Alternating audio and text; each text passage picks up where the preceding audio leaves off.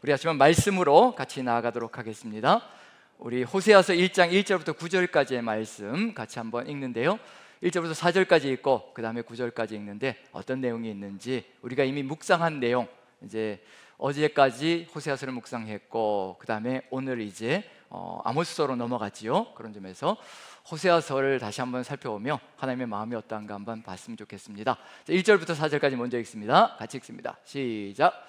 우시아와 요담과 아하스와 히스기야가 이어 유다 왕이 된 시대, 곧 요아스의 아들 여로보암이 이스라엘 왕이 된 시대에 부엘리의 아들 호세아에게 임한 여호와의 말씀이라.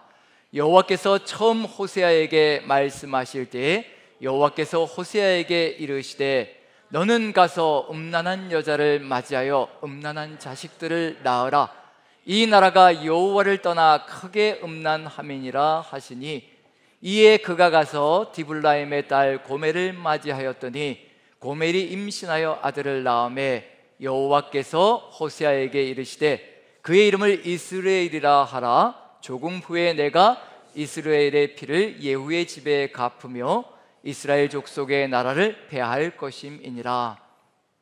그날에 내가 이스라엘 골짜기에서 이스라엘의 활을 꺾으리라 하시니라.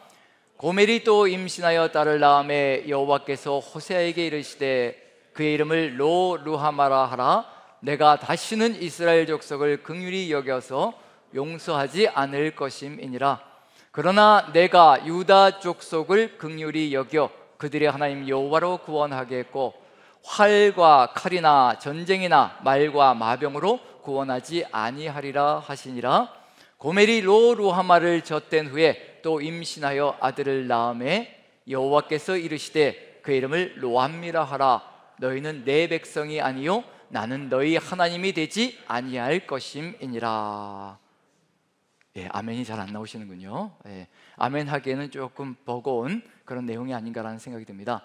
너희는 내 백성이 아니요 나는 너희 하나님이 되지 아니할 것임이니라. 이게 의절에 대한 내용이 들어가 있는데, 이 시작하자마자 1장에서 호세아서에서 굉장히 폭탄 선언을 하시는 것이 하나님의 마음이 아닌가라는 생각이 듭니다. 이 하나님의 마음을 읽으면서 정말 이게 본심이실까라는 생각을 해봅니다. 이걸 다른 말로 바꾸면요, 너희의 하나님이, 너희는 내 백성이 아니요 나는 너희의 하나님이 되지 아니할 것이라. 이 내용을 우리가 쓰는 말로 바꾸면 어떤 얘기하고 같은 얘기냐면 호적에서 파낼 것이라, 그 얘기하고 같은 얘기입니다.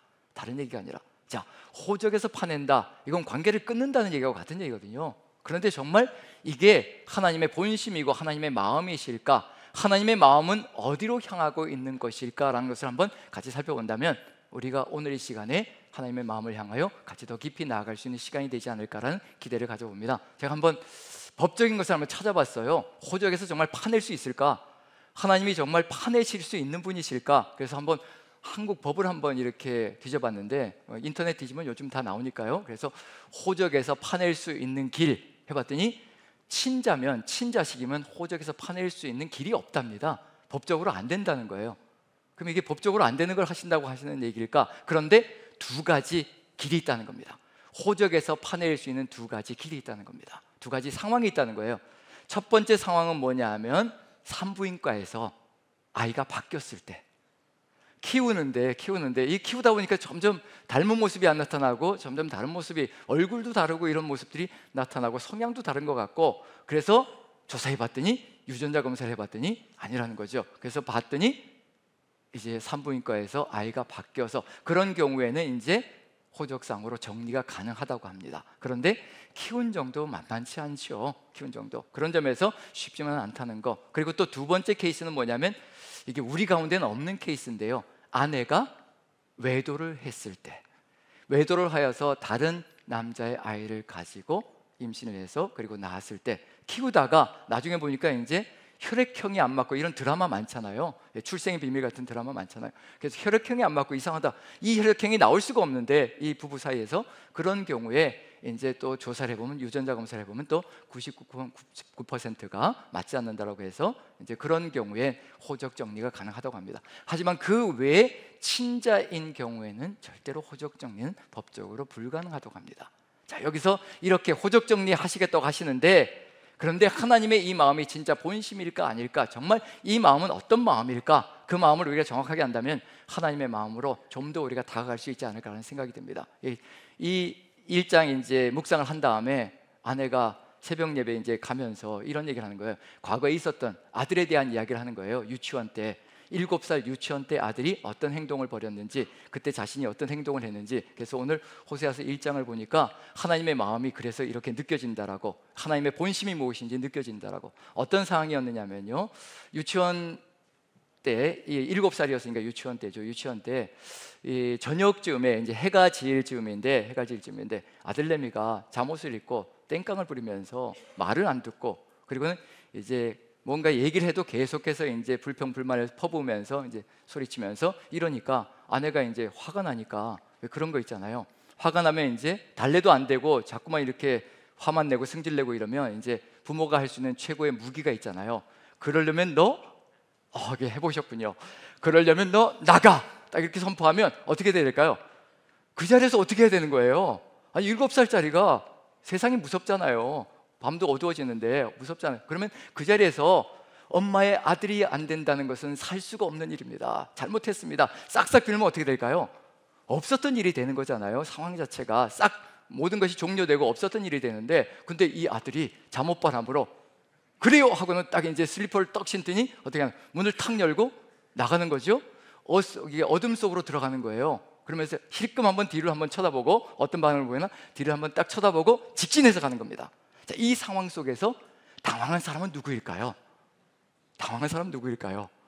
부모는 늘 을입니다. 영원한 을입니다. 우리 알잖아요. 이제 결혼시킨다고 해서 끝나는 것이 아니라 어떤가요? 결혼한 다음에도 언제든지 호출이 오게 되면은 이제 호출에 반응할 준비를 하고, 언제든지 갈 수 있는 준비를 갖추고, 그리고 또 자녀들이 결혼해서 자식을 낳으면 어떻게 되나요? 손주를 낳으면 언제든지 보듬고 봐줄 준비가 되어 있잖아요. 근데 또 특이한 건 뭐냐면 자식들이 콜을 해야 가는 겁니다. 내 마음대로 손주가 보고 싶다고 가서는 안 되는 거고요. 특히 며느님이 계신 곳에는 이 손주가 보고 싶을 때도 먼저 전화를 드려가지고 먼저 허락을 득한 다음에 오세요 하면 이제 가는 거고요. 오지 마세요 하면 못 가는 거고요. 이게 영원한 부모는 영원한 을인 거죠. 그래서 이 아내가 이제 그 어둠 속으로 들어가는 자식을 보고 당황을 해가지고 어떻게 할까요? 김영은 빨리 안 돌아와! 그게 이제 선포였거든요. 무슨 얘기인가요? 나가라고 한 것이 결국 무엇으로 끝나는 거예요? 빨리 돌아오라는 것으로 끝나는 거거든요. 저는 호세아서 속에서 이렇게 너는 내 자식 아니야? 이제 연을 끊을 거야, 호적에서 파낼 거야 라고 얘기하실 때 하나님의 본심은 뭐냐면 빨리 돌아오라는 그런 얘기가 이 본심 속에 들어가 있거든요. 그 하나님의 마음을 우리가 진실하게 깨닫는다면 정말 빨리 돌아오라는 그 간절한 호소가 어떤 의미일까? 왜 돌아오라고 이렇게 호소하실까? 왜 돌아와야만 된다라고 얘기하실까?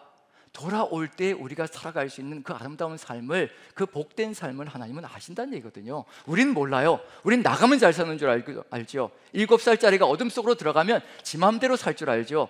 그건 세상의 풍파 속에서 죽는 거거든요. 그런 점에서 하나님께서 빨리 돌아오라는 그런 의미가 바로 이 속에 들어가 있다는 것을 우리가 한다면, 호세아서 속에서 정말 하나님의 본심은 무엇일까? 한 두 군데만 한번 읽어보죠. 한번 두 군데 읽어보면요, 이런 마음이 느껴집니다. 자, 6장 1절 한번 읽어보죠.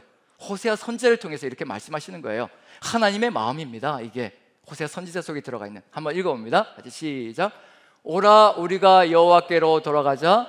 여호와께서 우리를 찢으셨으나 도로 낫게 하실 것이요 우리를 치셨으나 싸매어 주실 것임이라.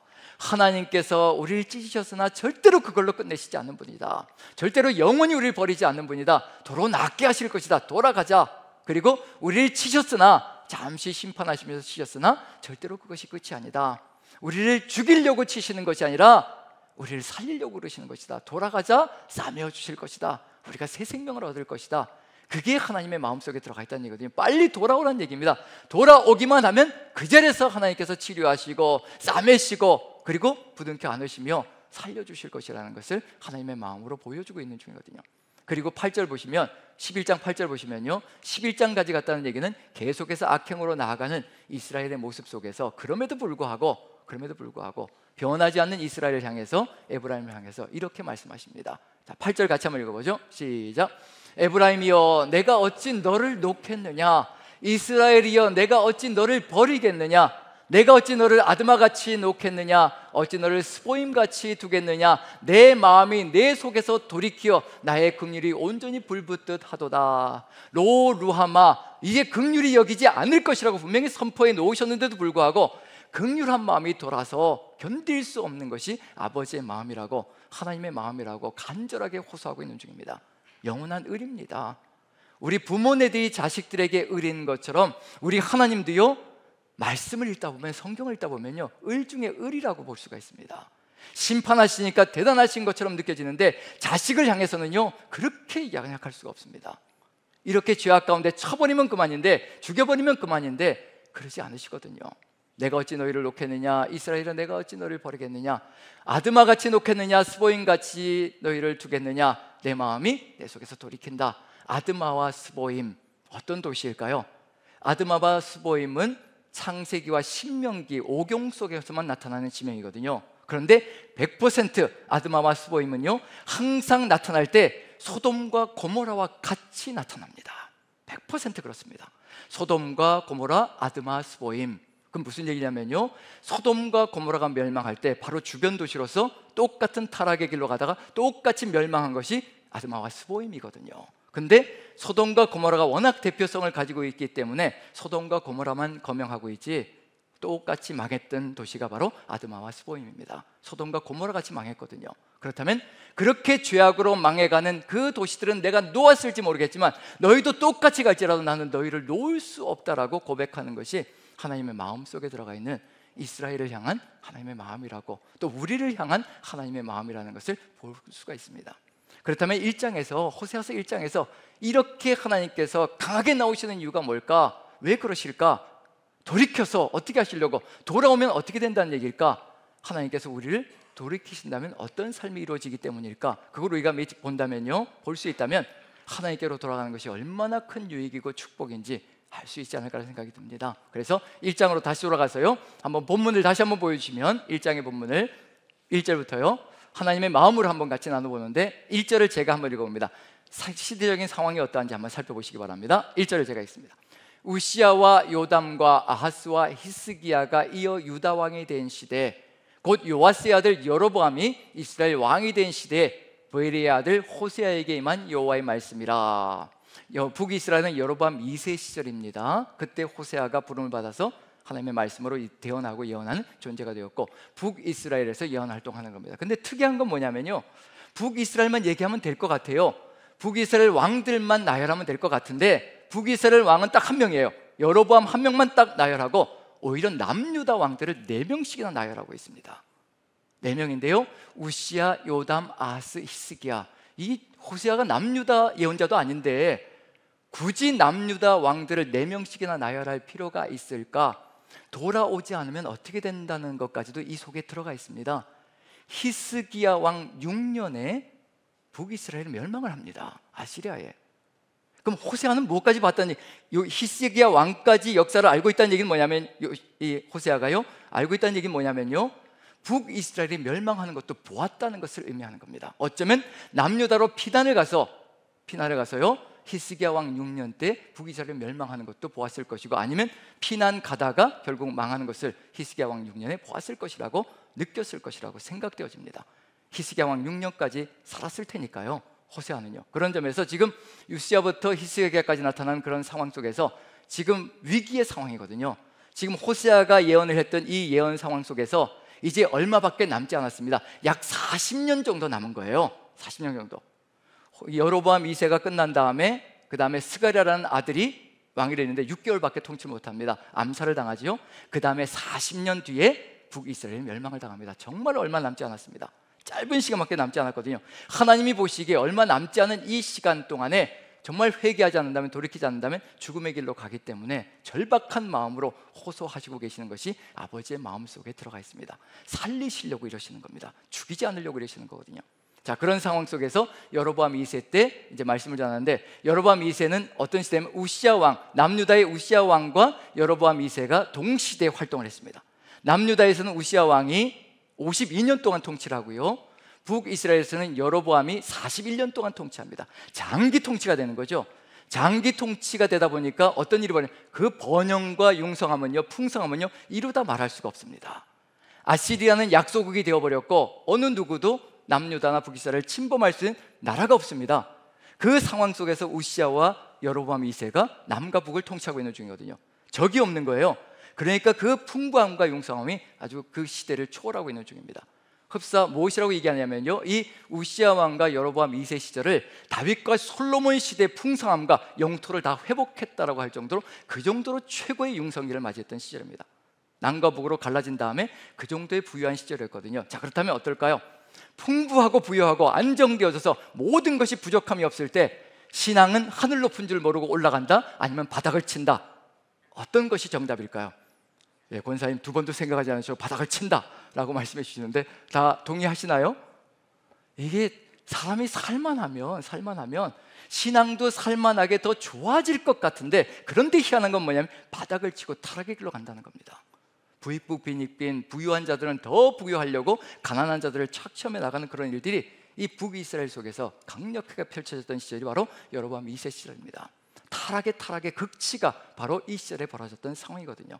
그 상황 속에서 살리려고 이와 같은 역사가 펼쳐지고 있다는 거, 이제 새벽 예배 드리고 아내랑 이렇게 집으로 가면서 이런저런 대화를 하는데 아내가 그런 얘기를 하는 겁니다. 여보, 정말 우리가 모든 것이 부족함이 없고 물질적으로도, 그리고 집, 그리고 삶, 또 아이들도 아무 문제 없이 이 세상에서 잘 살고 그러면 우리가 이렇게 새벽을 깨우며 기도할 마음이 있을까요? 그 얘기를 듣는데 공감이 확 가는 겁니다. 우리에게 어려움이 하나도 없다면 정말 절박하게 새벽을 깨우며 나와 하나님 앞에 무릎 꿇고 하나님 앞으로 나아가는 그 삶이 이루어질 수 있을까? 오히려 고난이 유익이라는 것이 하나님을 더 붙들 수 있는 삶이 될 수가 있고, 하나님과 함께 더 강하게 담대하게 오직 주님께로만 나아갈 수 있는 그 삶의 길들이라는 점에서 우리에게는 어쩌면 고난이 유익일 수도 있습니다. 내 힘으로 살 수 없다는 것을 더 절박하게 깨닫고 하나님을 더 강력하게 붙들 수 있는 삶의 길이 될 수 있기 때문에, 그래서 혹시 고난 가운데 계시는 분들이 있다면, 때로는 절망 가운데 처하시는 분들이 있다면, 그때가 바로 하나님과 함께 더 깊은 교제를 나눌 수 있는 절호의 기회라는 것을 마음에 새기시며 새벽도 깨우시고 기도 속에서, 말씀 속에서 주와 함께 동행하는 삶이 되기를 축복합니다. 자, 이렇게 상황 속에서, 이렇게 부유한 상황 속에서 2절을 보면요, 이제 2절 속에서 하나님의 말씀이 도착하는데 어떤 말씀이 이루어지는지, 우리에게 이런 명령이 주어진다면 어떤 태도를 취할 것인지 2절 같이 한번 읽어보죠. 시작. 여호와께서 처음 호세아에게 말씀하실 때 여호와께서 호세아에게 이르시되 너는 가서 음란한 여자를 맞이하여 음란한 자식들을 낳아라. 이 나라가 여호와를 떠나 크게 음란함이니라 하시니. 호세아가 처음으로 하나님의 말씀을 받습니다. 처음이라는 단어가 들어가 있거든요.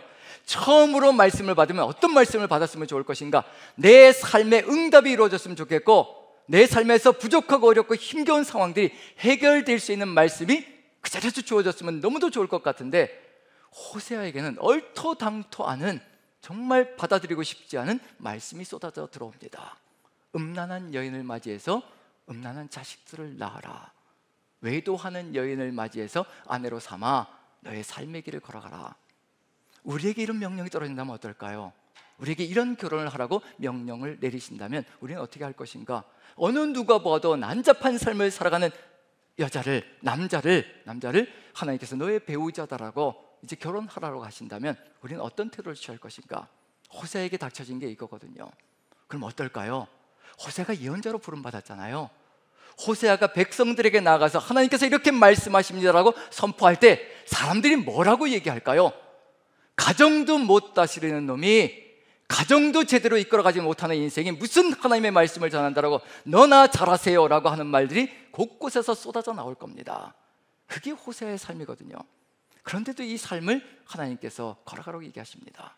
호세아가 느낄 하나님의 심령이 무엇인지 호세아는 절절하게 깨닫고 있는 중이거든요. 자신이 살아가는 삶이 바로 하나님이 지금 처해 있는 삶이라는 것을 가슴 절절하게 깨닫는 겁니다. 내가 지금 이렇게 외도하는 아내를 붙잡고 어찌하든지 지키며 사랑하려고 몸부림치는 것, 그것이 바로 하나님께서 우리를 붙드시고 어찌하든지 부둥켜 안으시고 죽이지 않으시려고, 살리시려고 몸부림치고 몸서리치는 것이 바로 우리 하나님의 마음이시구나라는 것을 호세아는 가슴 절절하게 깨닫는 겁니다. 그런데 누가 그걸 이해할 수 있을까요? 우리의 삶의 여정 속에서 한번 깊이 생각해 봐야 될 게 뭐냐면요, 가정이 깨어지고 자식들이 다른 길로 엇나가며 나가는 그런 상황들이 펼쳐지는 가정들이 있습니다. 우리는 그 가정들을 향해서 손가락질 할 수가 있거든요. 하지만 전 호세아 이야기를 보면서 감히 누가 그 가정들을 손가락질할 수 있겠으며, 누가 감히 그 자식들을 누가 비방할 수 있을 것인가? 하나님께서 허락하셨다면, 하나님께서 그것을 통해서 깨닫게 만드시고자 허락하셨다면, 감히 누가 그 가정을 향하여서 손가락질하며 비방할 수 있고 비난을 가할 수 있을 것인가? 절대 그럴 수 없다는 겁니다. 그것을 통해서 우리가 깨달아야 될 것은 뭐냐면요, 나에게 주시는 교훈이 무엇인가, 저 상황들 속에서 내가 깨달아야 할 것이 무엇인가, 그걸 가슴절절하게 느껴야 될 것이며 살아가야 될 것이라는 것을 알려주고 있는 중입니다.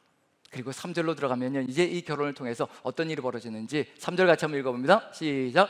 이에 그가 가서 디블라임의 딸 고멜을 맞이하였더니 고멜이 임신하여 아들을 낳음에 고멜을 맞이했습니다.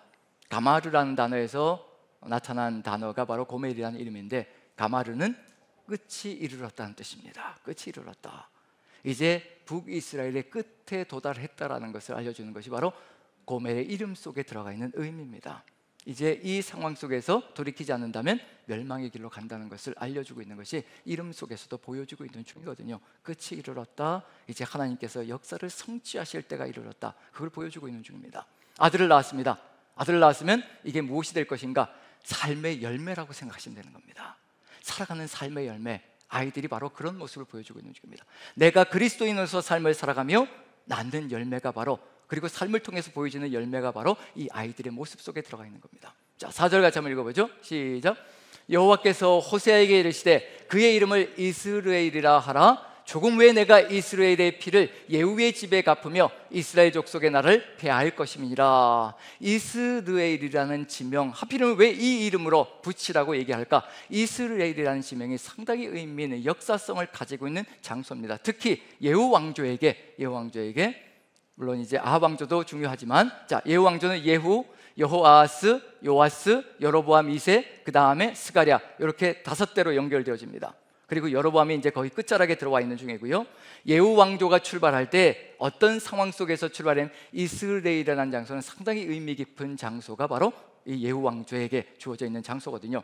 이 아합의 아들인 요람이 아람과의 전쟁에서 부상을 당하고요, 이제 부상을 치료하기 위해서 이스라엘로 와서 이스라엘 궁전에서 이제 치료 중이었습니다. 그때 그 상황 속에서 하나님께서 엘리사의 생도를 통해서 이제 예후에게 기름 붓는 역사가 펼쳐집니다.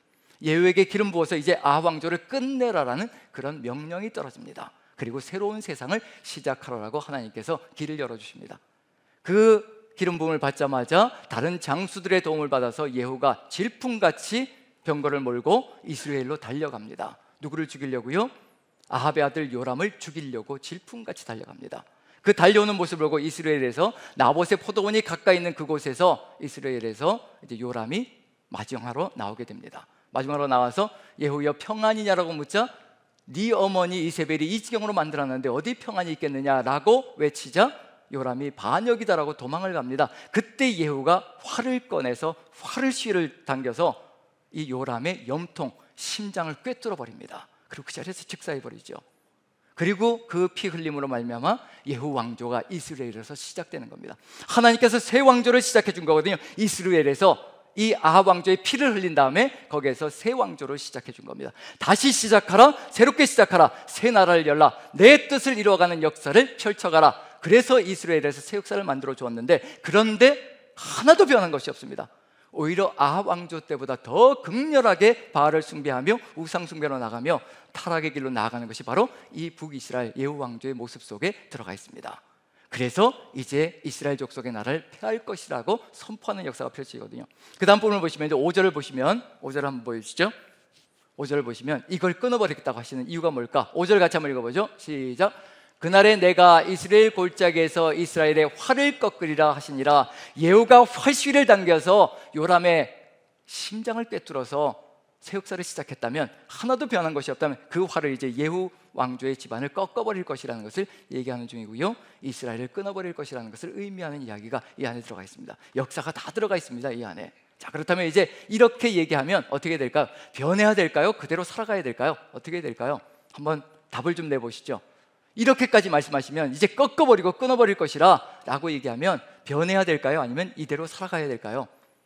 인간의 탈을 쓰고 있다면 변해야 되는 거지요. 근데 그 다음에 또 6절 제가 한번 읽어보죠.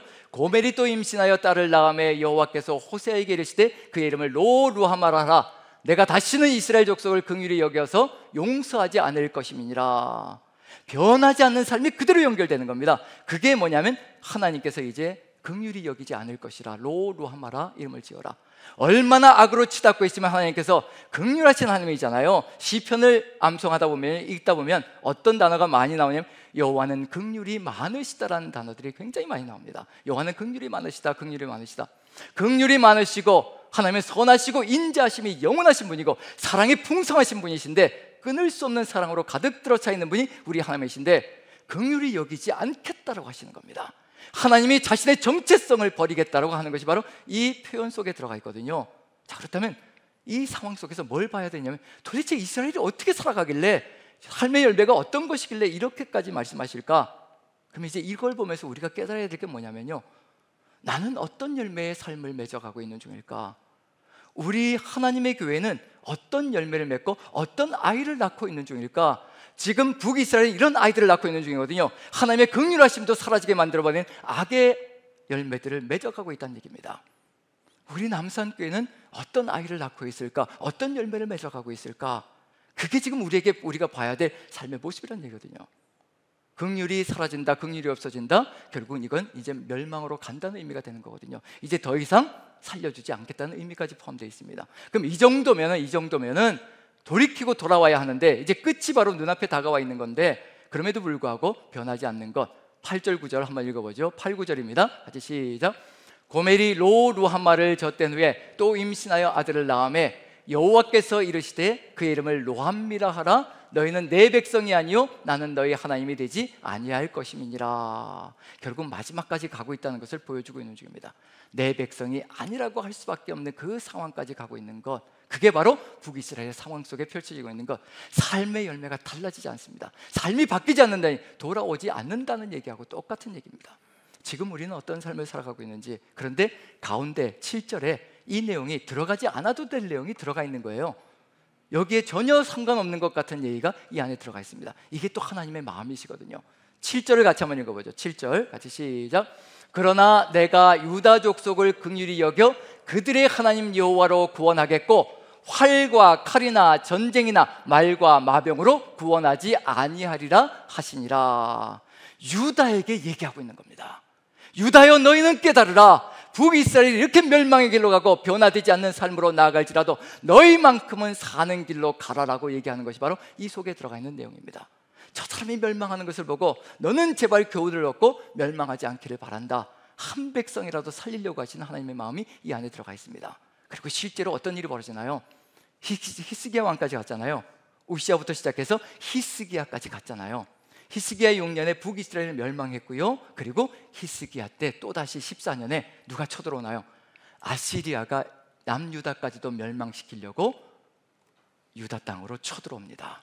그때까지도 유다는 악행 가운데 처하고 있었거든요. 그래서 16만 5천 명의 아시리아 군대가 예루살렘을 뺑 둘러쳤습니다. 히스기야 왕 때요. 그때 어떤 일이 벌어졌던가요? 히스기야가 어떻게 했던가요? 악으로 치닫지 않았습니다. 성전으로 달려갔습니다. 성전으로 달려가서 무릎을 꿇고 회개하며 하나님 우리가 잘못했습니다. 그리고 모든 유다 백성들이 베옷을 입고 회개하며 하나님께로 나아갑니다. 자복합니다. 그리고 하나님만이 천하의 왕이시라는 것, 천하의 전능자시라는 것을 고백하며 하나님이 아니시면 우리를 구원해 줄 수 있는 분이 없습니다. 그 자리에서 무릎을 꿇습니다.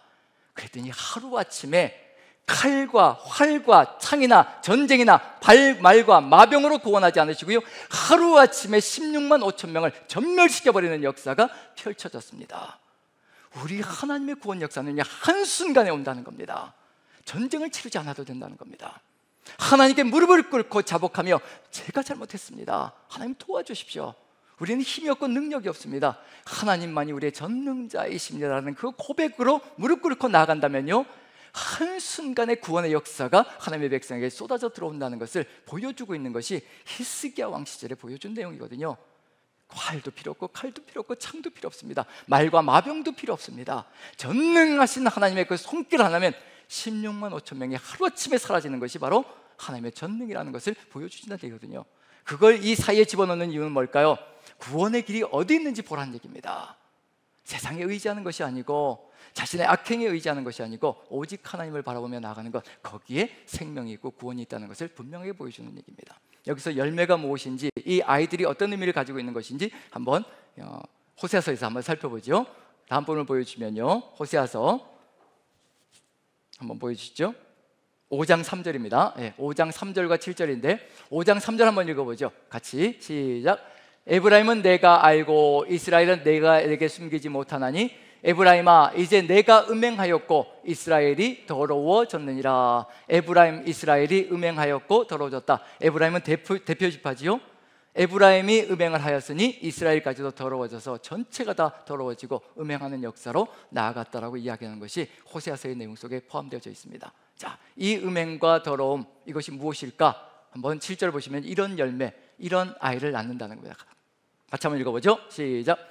그들이 여호와께 정조를 지키지 아니하고 사생아를 낳았으니 그러므로 세 달이 그들과 그 기업을 함께 삼키리로다. 하나님께서 원하시지 않는 열매를 맺었다는 얘기거든요. 이 사생아라는 단어는 요즘 이게 어디서나 쉽게 써서는 안 되는 단어가 되기도 했습니다. 그런 점에서 조금 조심스러운 단어이긴 한데, 그렇지만 여기서 분명한 건 뭐냐면요, 하나님께서 원하시지 않는 삶의 열매들이 펼쳐지고 있다는 거, 하나님께서 뜻하지 않은 것이라는 것을 분명히 보여주고 있는 중입니다. 그럼 이게 도대체 뭘까? 하나님께로부터 벗어나면 맺혀지는 열매, 태어나는 아이들, 이건 도대체 무엇을 의미하는 것일까? 우리의 삶 속에서는 이런 것이 없을까? 그래서 호세아서 4장 속에서는요, 그 열매, 그 아이들이 구체적으로 무엇인지, 삶 속에서 무엇인지 보여줍니다. 로함마가 될 수밖에 없고 로함미가 될 수밖에 없게 만드는 그 삶의 열매들, 아이들은 어떤 것일까? 구체적으로 호세아서 4장이 보여줍니다. 한번 읽어보죠. 4장을 1절 한번 읽어봅니다. 1절 같이 시작. 이스라엘 자손들아 여호와의 말씀을 들으라. 여호와께서 이 땅 주민과 논쟁하시나니 이 땅에는 진실도 없고 인애도 없고 하나님을 아는 지식도 없고. 무엇이 없다고요? 진실도 없고 인애도 없고 하나님을 아는 지식도 없고. 누구와의 관계가 끊어져 버린 거예요? 하나님께로부터 돌아서 버린 겁니다. 다른 곳으로 갔다는 얘기예요. 우상으로 갔다는 얘기입니다. 하나님과의 관계가 끊어지고 하나님과 멀어진 관계가 되었습니다. 그러면 맺혀지는 열매가 무엇일까? 태어나는 아이들이 어떤 아이들일까? 삶 속의 열매들이 뭘까? 그게 바로 2절입니다. 이런 것들이 삶 속에 가득히 들어찹니다. 2절 같이 한번 읽어보죠. 시작. 오직 저주와 속임과 살인과 도둑질과 간음뿐이요 포악하여 피가 피를 띠음이라. 사람 사이에 이런 일들이 비일비재하게 벌어지고 있는 것이 바로 세상 속에서 벌어지고 있는 중입니다. 저주가 서로 축복하고 살아가야 될 사람들이 저주로 망라하고, 그 다음에 또 속임, 서로 속이면서 살아가는 그런 삶들이 가득히 들어차 있고, 속고 속이는 일들이 벌어지는 거죠. 그 다음에 살인 일어나고 사람을 죽이는 것, 우리 시대는 이제 말로도 사람을 죽이고 인터넷으로도 사람을 죽이고 댓글로도 사람을 죽이고 수많은 일들이 벌어지고 있는 중이죠. 도둑질, 남의 것을 빼앗는 것, 간음, 가정이 있음에도 불구하고 벌어지는 일들, 당연히 가정이 있음에도 이렇게 직장 생활 하시는 분들 이렇게 얘기 들어보면 어떤 분들은 이것을 자랑처럼 얘기한다고 하는 분들이 있습니다. 가정이 있는데도 불구하고 나 여자친구 있어, 나 남자친구 있어, 이런 이야기들을 아주 버젓이하는 이야기들이 세상 속에서 펼쳐지고 있다는 거, 이런 일들이 우리 시대에도 벌어지고 있다는 거. 포악하여 피가 피를 띠음이라. 이런 상황들이 펼쳐지고 있습니다. 자, 이게 왜 벌어지고 있는 중일까요? 벌어지는 이유가 뭘까요? 이것이 벌어지는 이유. 자, 여기서 보시면 1절에 보시면요, 진실도 없고 인애도 없고 하나님을 아는 지식도 없다. 십계명에서 몇 번까지가 무너지고 있는 중일까요?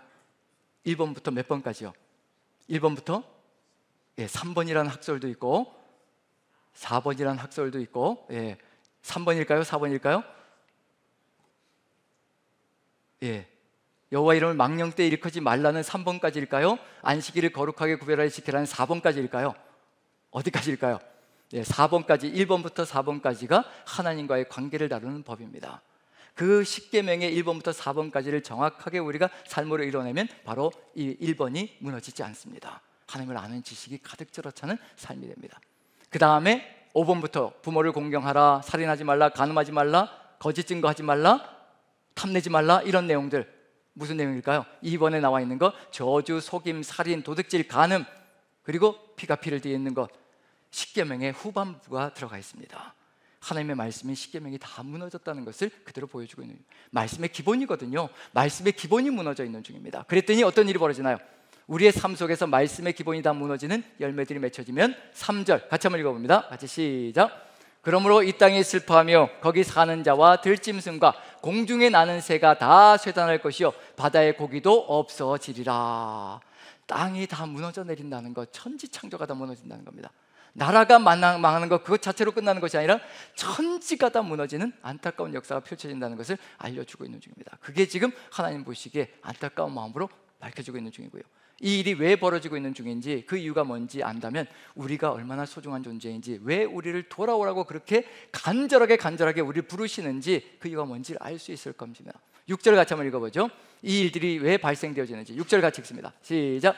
내 백성이 지식이 없으므로 망하는도다. 내가 지식을 버렸으니 나도 너를 버려 내 제사장이 되지 못하게 할 것이요 내가 내 하나님의 율법을 잊었으니 나도 내 자녀들을 잊어버리리라.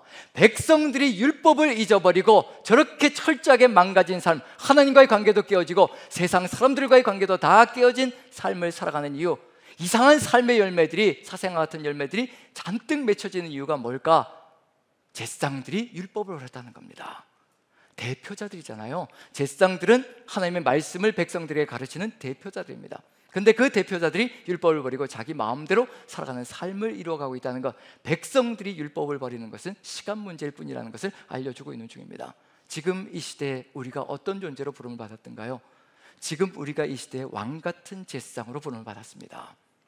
우리가 왕같은 제사장으로 부름을 받았다는 얘기는 뭐냐면요, 이 세상 속에서 하나님의 말씀을 증거할 존재가 그리스도인 밖에 없다는 것, 하나님의 살아계심을 세상 속에 보여줄 수 있는 존재가 우리 그리스도인 밖에 없다는 것을 알려주고 있는 중입니다. 우리가 말씀을 받았거든요. 제사장들이 말씀을 맡아서 백성들에게 증거하고, 그 백성들이 누구에게 증거해야 될 것인가? 주변 나라들에 증거해야 되는 것이 이스라엘 민족의 사명이거든요. 이스라엘을 열방의 가운데 두셨습니다. 오늘 아모스서 1장을 우리가 묵상을 했는데요, 어떤 내용이 나왔던가요? 6개의 나라에 대한, 이방 나라에 대한 이야기가 가득 들어차서 서너 가지 죄로 말미암아 멸망한다, 죽는다라는 선포가 쏟아졌거든요. 그런데 그 6개 나라가 어떤 나라들인가? 이스라엘을 가운데 두고요, 주변에 포진해 있는, 동서남북에 포진해 있는 나라들이 바로 오늘 묵상했던 6개 나라들입니다. 중심은 이스라엘입니다. 이스라엘이 말씀 없이 제 역할을 못하며 이렇게 살아가자 아모스 시대와 호세아 시대는 같은 여로보암 2세 때의 상황을 얘기하고 있는 중이거든요. 똑같은 상황이 펼쳐지고 있는 중입니다. 이스라엘은 중심을 이루어서 열방 속에서 빛이 되어서 빛을 환하게 비춰줘야 하는데, 여호와의 영광을 비춰줘야 하는데, 이와 같이 제사장부터 시작해서 백성들이 율법을 버리고 제 마음대로 살아가고 있으니 빛을 비춰주지 못하는 겁니다. 주변 나라들이 서너 가지 죄로 쓰러져 가는 것, 이스라엘도 죄로 쓰러지는데 주변이 어떻게 제대로 살아갈 수가 있겠습니까? 그 이야기를 하고 있는 중입니다. 내일 묵상은 뭐가 될까요? 이제 이스라엘로 들어갈 겁니다. 이스라엘과 유다로 들어갈 겁니다. 이스라엘과 유다가 무슨 짓을 하고 있길래 이렇게 주변 나라들이 이 지경이 되어버렸을까? 그걸 묵상할 겁니다. 한번 보십시오. 하나님의 백성이 어떤 짓을 하며 살아가고 있는지, 얼마나 처참하게 세상보다 못하게 살아가고 있는지, 그게 지금 호세아 시절과 아모스 시절의 삶의 모습이거든요. 그래서 무너지는 겁니다.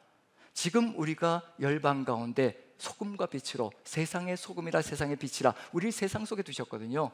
우리가 세상 속에서 하나님의 빛을 비추지 않는다면요, 세상은 희망조차 없습니다. 정치판이 왜 저 지경이 되고 있는가? 지금 그 사람들은 잘못이 없습니다.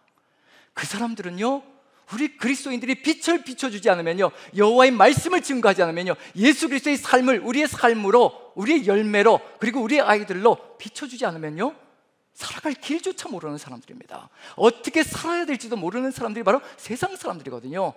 우리가 왕같은 제사장으로 세상의 중심에서 소금의 역할을 감당하고 빛의 역할을 감당하여 여호와의 영광을 환하게 비춰줄 때 세상 사람들이 그 빛을 보고 주께로 나오며 살아계신 주님을 보는 겁니다. 세상 사람들 적골로 살아가는 거, 그거 당연한 겁니다. 자기 죄를 가리려고 손바닥으로 하늘 가리고 있는 중이잖아요. 저는 그게 보이거든요. 손바닥으로 하늘 가리겠다고 그 죄덩어리들이 서로 치고받고 싸우면서 내 죄가 나는 죄가 없다, 네 죄가 크다 라고 얘기하며 서로 밀어붙이면서 죄덩어리들이 싸우고 있는 거 아닙니까? 우리가 지금 가야 될 길이 무엇일까요? 그들을 향하여 빛을 비추는 겁니다. 같이 싸움박질하는 것이 아니라 우리의 삶을 통해서, 우리의 삶의 열매를 통해서 보여주는 겁니다.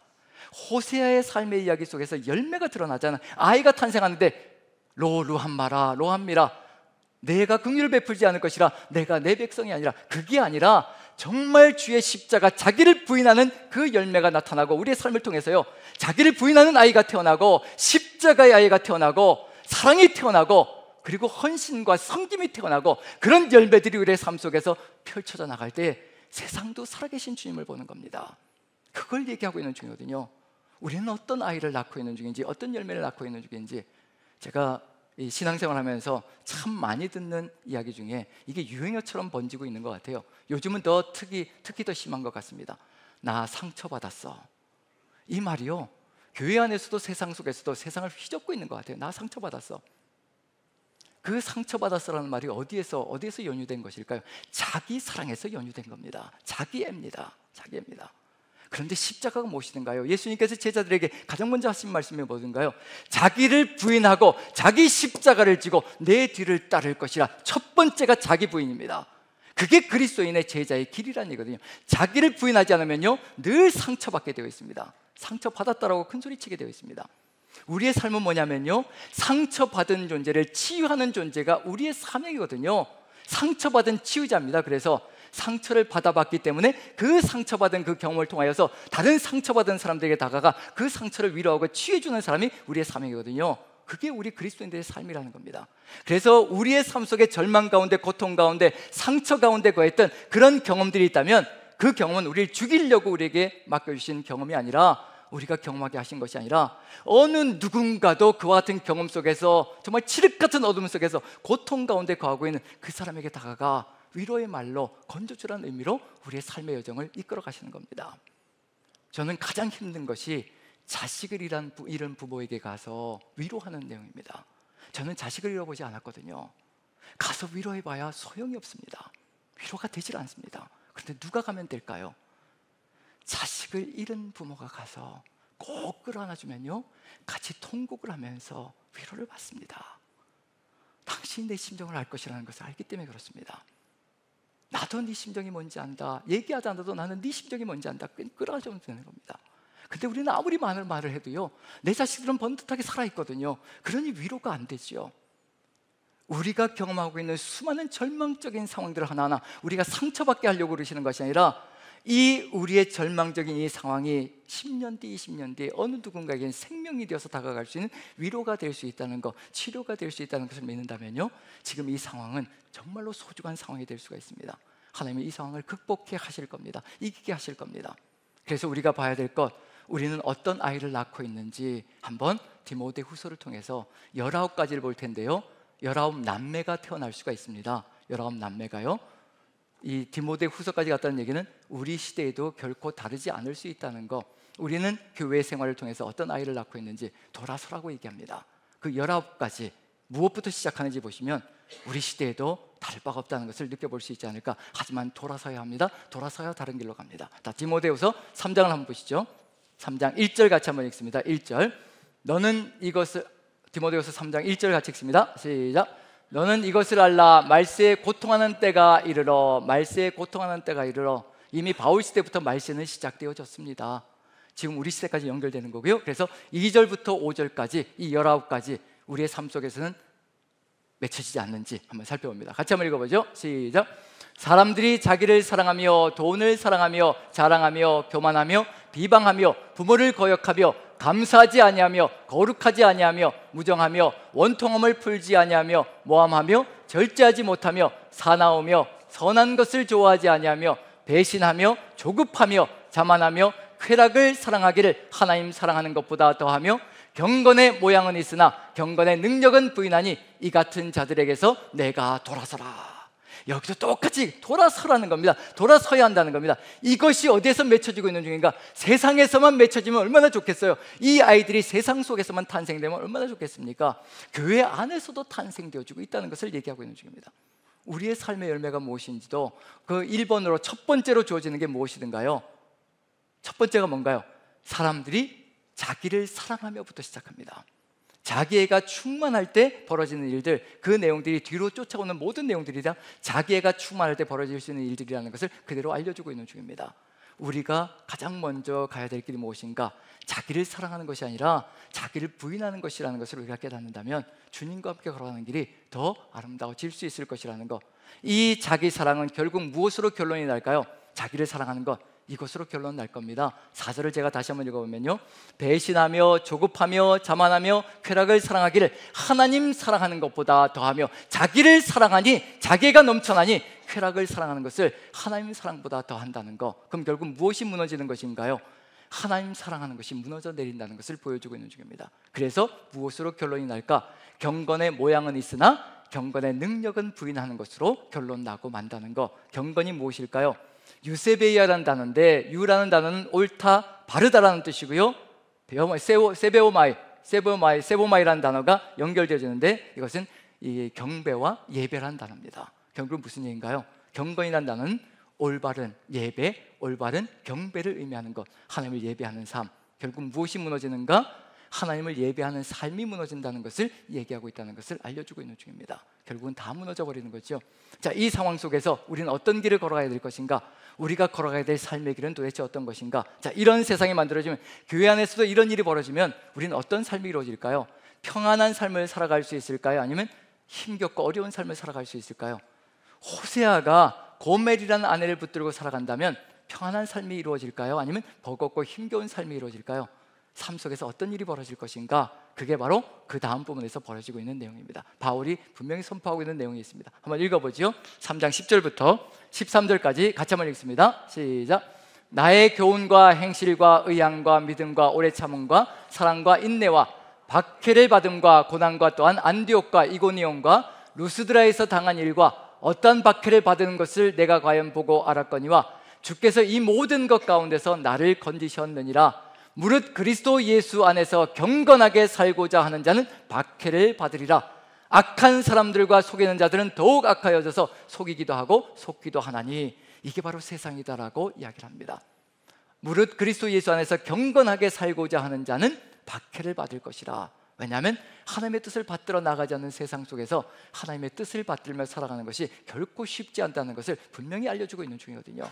악한 사람들과 속이는 자들이 더욱 악하여져서 속이기도 하고 속기도 하는 세상이 만들어지고 있는 것이 바로 우리가 살아가고 있는 삶의 정황입니다. 그래서 연말마다 무엇이 정상이냐면요, 연말마다 사역을 하면서, 우리가 사역을 하고 있잖아요. 교회 안에서도 사역을 하면서 나가고 있잖아요. 연말마다 사역을 하면서 이제는 힘들어서 못하겠습니다라고 하는 말이 정상이라는 겁니다. 힘겹다는 것이 정상인 거죠. 사역을 하면 당연히 쉬운 것이 아니라 힘겹다는 겁니다. 버겁다는 거예요. 사람 사이에 부딪히며 걸어가야 될 삶의 길인데 어찌 그것이 쉬울 수가 있겠습니까? 힘든 것이 당연한 겁니다. 아무 힘도 안 들면 두 가지 중에 한 가지일 겁니다. 아무 힘도 안 들다는 것은 무슨 얘기냐면, 첫 번째로 아무것도 안 하고 있다는 의미일 수가 있고요, 두 번째로 같이 사역하는 사람들이 완전하게 하나님의 사람들이 되어서 서로 동역하며 서로 격려하며 가고 있기 때문이라는 거. 그렇지 않다면요, 힘들 수밖에 없습니다.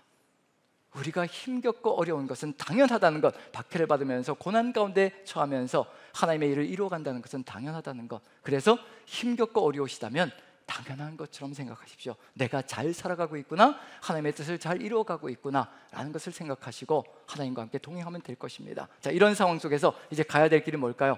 한 가지만 더 하면 이제 끝이 날 겁니다. 이제 가야 될 것, 돌이키라고 했잖아요. 돌아서라라고 했잖아요. 돌아섰으면 반드시 가야 될 길이 있죠. 사단으로부터, 악으로부터 돌아섰습니다. 그러면 이제 뭐가 되어야 될까요? 누구에게로 가야 되는 걸까요? 하나님께로 가야 되죠. 하나님께로 간다는 것은 무슨 의미일까요? 하나님의 말씀과 함께 살아가는 삶이 이루어져야 되는 것을 얘기하고 있는 중입니다. 그게 바로 하나님께로 돌아가는 겁니다. 그게 바로 돌이키는 겁니다. 그래서 그 다음에 14절부터 나오는 것은요, 당연히 어떤 얘기가 나올 수밖에 없을까? 내가 어려서부터 성경을 알았나니. 성경은 바로 이와 같은 위력이 있고 능력이 있다는 것을 깨닫게 만들어주시는 것.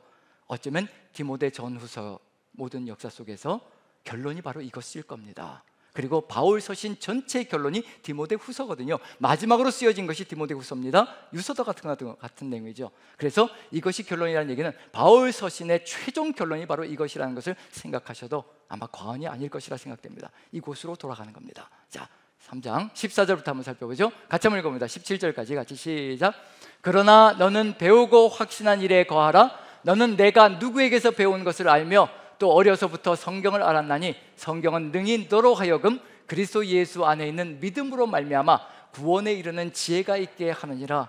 모든 성경은 하나님의 감동으로 된 것으로 교훈과 책망과 바르게 함과 의로 교육하기에 유익하니 이는 하나님의 사람으로 온전하게 하며 모든 선한 일을 행할 능력을 갖추게 하려 함이라. 하나님의 말씀인 성경이 우리의 삶의 길잡이가 되고 우리의 삶의 모든 것이 되어진다면요, 17절에 이게 우리의 삶이 될 겁니다. 하나님의 사람으로 온전하게 하며 하나님이 온전하신 것처럼 우리도 온전하게 되며 모든 선한 일을 행할 능력을 갖추게 될 것이라. 선한 열매들이, 아름다운 열매들이 우리의 삶에 가득히 들어차는 역사가 펼쳐질 것이라. 이것이 바로 하나님의 말씀을 따라서 걸어가는 삶 속에 펼쳐져 갈 수 있는 길이라는 것을 알려주고 있는 중입니다. 왜 그럴까요? 16절을 보면요, 모든 성경은 하나님의 감동으로 되었기 때문에 그렇습니다. 하나님의 감동으로 되었다. 하나님의 감동이라는 단어는요, 하나님의 호흡이라는 단어입니다. 하나님의 호흡이라는 단어, 하나님의 호흡이라는 단어가 되고 하나님의 영이라는 단어가 됩니다. 하나님의 호흡과 일치되어지는 것이 바로 성경이라는 책입니다. 하나님의 호흡과 일치되어서 한 호흡이 되어서 걸어갈 때 하나님의 마음이 우리의 마음이 되고 하나님의 삶이 우리의 삶이 되어서 하나님의 뜻을 이루어갈 때 하나님의 말씀 따라 이 세상이 달라지는 역사가 펼쳐질 것이라는 것을 마음에 새긴다면요, 지금 우리가 걸어가야 될 삶의 길이 무엇일까?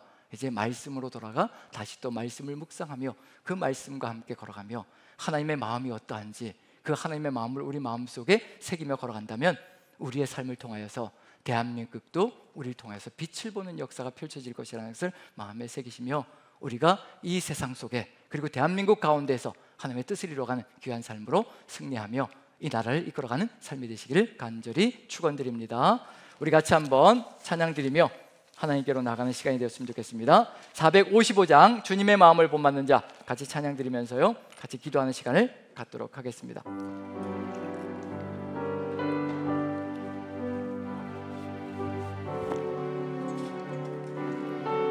주님의 마음을 본받는 자, 주님의 마음을 본받는 자, 그 마음의 평강이 찾아옴은 험악한 세상을 이길 힘이 하늘로부터 임함이로다. 주님의 마음 본받아 살면서 그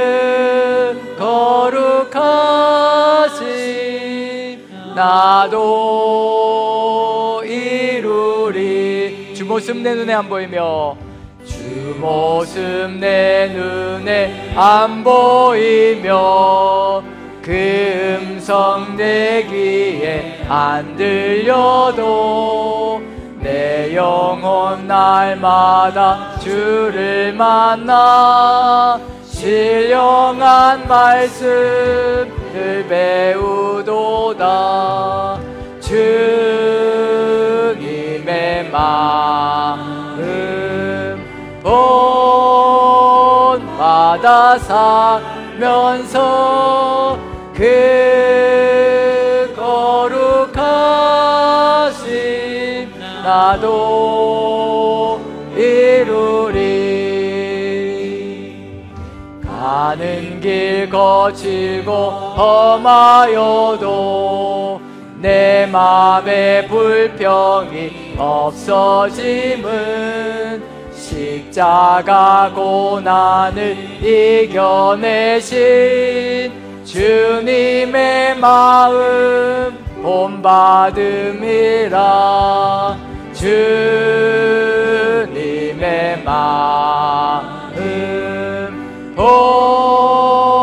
본받아 살면서 그 거룩하신 나도 이루리. 주 예수 세상에 다시 올 때 주 예수 세상에 다시 오실 그날엔 무성도 변화하여 주님의 빛나는 그 형상을 함께 보며 주 찬양하리. 주님의 마음 본받아 살면서 그 거룩하신 나도 이루리. 우리 같이 한번 기도하는 시간을 가졌으면 좋겠습니다.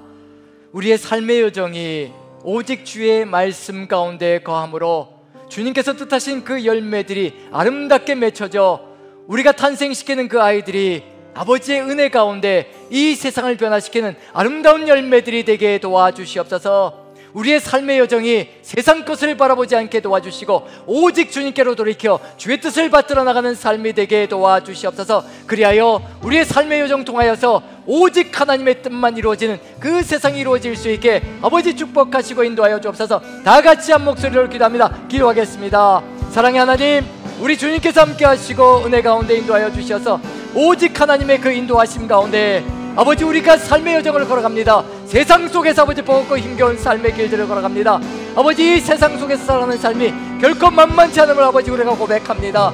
아버지 그럼에도 불구하고 우리의 삶의 여정 우리 주님께서 함께 하시며 우리 주께서 인도하시고 우리 주님의 그 마음으로 가득히 채워주셔서 우리가 주의 뜻을 이루어가기를 간절히 소망합니다. 아버지 오직 주님이 뜻하신 그 열매들이 우리의 삶을 통하여서 이루어지므로 하나님의 놀라운 역사가 열방 가운데로 세상 가운데로 믿지 않는 사람들에게로 아버지 연결되어 갈 수 있도록 주께서 함께하여 주시옵소서. 오직 주께서 역사하여 주옵소서. 그리하여 우리 대한민국이 주의 뜻을 이루어가는 귀한 역사 있게 도와주시옵소서.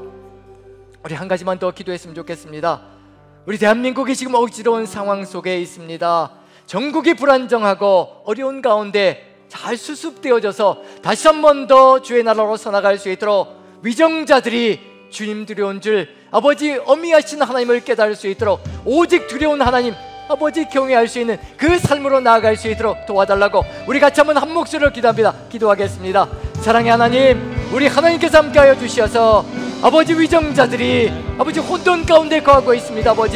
아버지께서 도와주셔서 오직 하나님의 마음으로 아버지의 마음으로 나아갈 수 있도록 주께서 역사하여 주옵소서. 오직 살아계신 하나님을 만날 수 있는 길로 나아갈 수 있게 우리도 사용하여 주시고 그들에게 주의 뜻을 증거할 수 있는 그 삶을 통하여 살아계신 주님이 그들의 마음속에 주권자로 자리 잡을 수 있도록 그래야 아버지 주님 두려워하는 마음으로 세상을 통치하며 다스리며 나아가는 그 삶이 될 수 있도록 주께서 함께하여 주시고 은혜 가운데 인도하여 주옵소서. 주께서 역사하여 주시옵소서. 사랑의 하나님, 우리 주님께서 우리의 삶을 인도하여 주시옵소서. 우리의 삶의 여정이 우리 주님 손에 있습니다.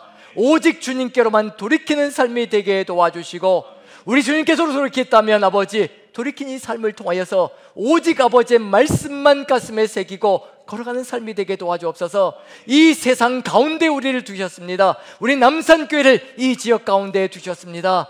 우리가 주님의 소금이 되고 빛이 되어 주의 영광을 드러내는 사명을 능히 감당할 수 있도록 주의 성령께서 충만하게 역사하여 주시옵소서. 오직 말씀이 삶이 되게 도와주시고 그 말씀이 세상 가운데 아버지 세상 사람들이 살아갈 수 있는 주를 볼 수 있는 길을 열어갈 수 있도록 주께서 은혜를 더하여 주옵소서. 우리 대한민국을 다시 한 번 더 주의 나라로 세워 주시옵소서. 오직 주님을 고백하는 나라가 될 수 있게 도와주옵소서. 위정자들이 살아계신 주님을 보게 도와주시고 우리 주님의 두려우심과 경외하심을 볼 수 있는 그 삶이 될 수 있도록 아버지께서 함께 하시고 역사하시사 이 나라를 회복시켜 주시옵소서. 주께서 함께 하실 줄 믿고 우리 구주 예수 그리스도 귀하신 이름 받들어 기도합나이다. 아멘. 아멘. 자, 우리 다 같이 일어나셔서 같이 선포하는 시간을 갖습니다. 주님 오실 때까지 주님 말씀 가운데 살아가겠노라는 결단을 가지고 우리 선포합니다. 시작. 아멘. 주 예수여 오시옵소서. 마라나타. 아멘.